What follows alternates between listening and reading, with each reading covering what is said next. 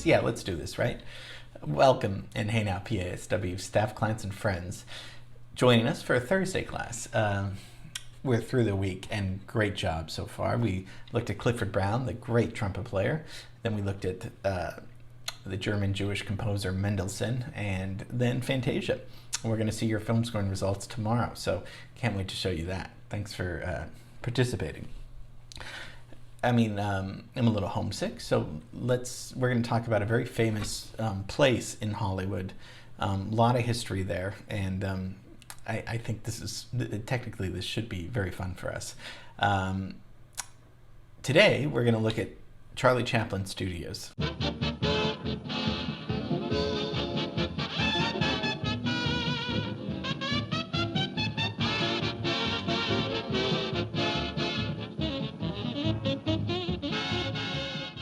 So as it stands today, it's Jim Henson, the famous guy of the Muppets, that I think John Pazis worked for. It's Jim Henson's company lot. And then before that, it was A&N Records. And then before that, it was Charlie Chaplin Studios. So let's just start at the beginning and talk a little bit about Charlie Chaplin. I don't have a lot to say. I don't know a lot about Charlie Chaplin. I mean, everyone knows The Little Tramp, and everyone knows he was the biggest star. I mean, he really was the biggest comedy star in the world. He's British, right? And then he was so big that he decided he could create his own studio. And so these are this is what we're going to be looking at today, the Charlie Chaplin Studios.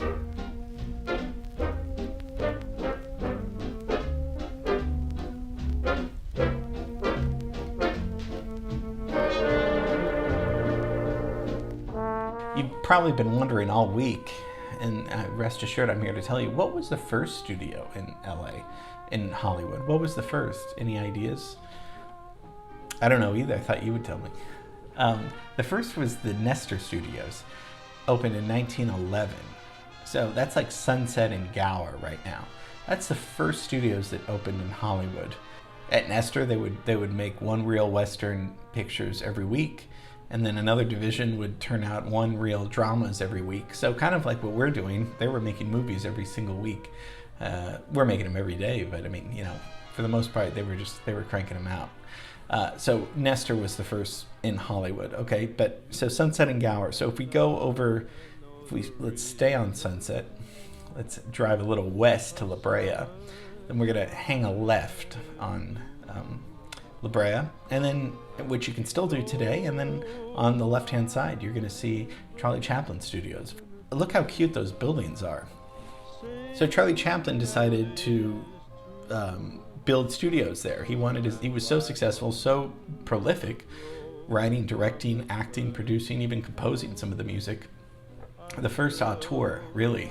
He also liked it because it was close to his favorite restaurant, which he dined at 5 times a week, Musso and Frank's, which is still there. That opened in 1919. And you would go there for a steak and a martini. You still can. And it was, it's really one of the oldest restaurants in Los Angeles. But he purchased the site, and it was mostly filled with large grove of orange trees on the property.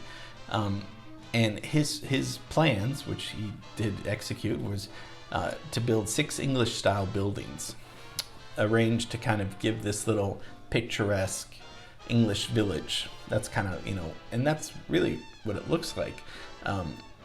It looks like a little fairy tale cottage, cottages. And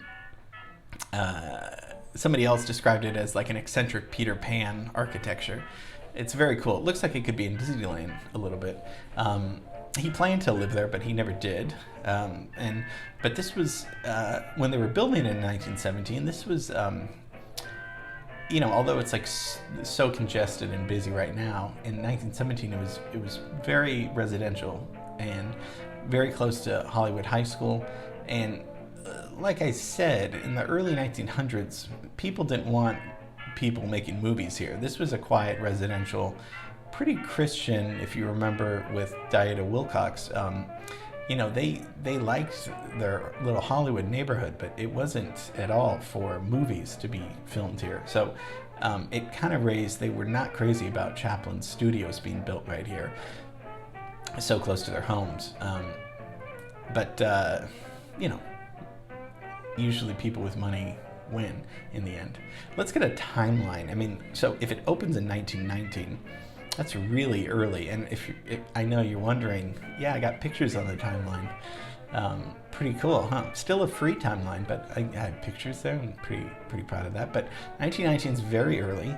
It's before, you know, Watts, the Hollywood Bowl, all these places that we've done classes about. So very, you know, Hollywood's really just beginning. These little English cottages were just a facade, obviously. You know, it wasn't an English village going on behind the scene. They had, you know, screening rooms, film laboratory. It had stables, a swimming pool, tennis courts, all stuff that Chaplin was interested in and liked, of course. I mean, he's kind of like, I was trying to think, like Tyler Perry's probably akin to somebody who has his own, you know, one guy owning his whole, you know, in Atlanta. And then the large outdoor sets were constructed. They, you know, Charlie Chaplin would have them constructed. 2 large open air stages were used for filming. And then the rest was just dressing rooms, a garage, a carpenter's shed, a film vault. I mean, he could do everything he wanted here. And he made all of his masterpieces, all of his films here, including The Gold Rush and Modern Times. This was smart because this allowed him to reshoot sequences if he needed to reshoot them. He could do the whole sequence here at his studio if he didn't work, and instead of having to go out back to the location again and shoot it, having his own studio, you can just shoot it. You know, it's like having a big house and just going into your backyard and reshooting something that didn't work. So that was a huge advantage. So Chaplin sells it in 1952. So he's working there the whole time, really. I mean, from 1919 to 52. And then Red Skelton takes it over and does his show there. And then Superman, George Reeves, was filmed there. But then in 1966, Herb Alpert and Jerry Moss, as we did a few weeks ago, A&M, right? Alpert and Moss, they purchased the studios, and it in '66 from there on, that's A&M. That's where they are recording all huge music. They converted 2 of the sound stages and Chaplin's swimming pool into a recording studio, so there's no pool there. The old sound stages were rebuilt into, was probably one of the best music studios in the world at that point. One of the first big things in 1968 that was recorded there was Sergio Mendes in Brazil '66, The Fool on the Hill, which was the first album to credit A&M Records. In the late '60s, early '70s, a lot of musicians recorded some of their first albums there. Joni Mitchell's Blue was recorded there, Carole King's Tapestry, John Lennon's Rock and Roll, A Kind of Hush by the Carpenters, and then Soul Train, that long-running show, was filmed on the lot there. And then in '69, it was designated as a LA landmark monument. So that's, you know, again, why we're talking about it. It's a classic piece of history in LA. So in 2000, Jim Henson's children purchased the studio there for $12.5 million. And that was the new home of the Jim Henson Company. Probably one of the most famous things, aside from Chaplin, was the We Are the World video that was recorded there at the studios, where Michael Jackson, Bob Dylan, Diana Ross, Stevie Wonder, all of those guys recorded the very famous We Are the World song video there in 1985. So that was just a little history of a cool building that, thank God, is still there. It's charming. It's so charming and so cute.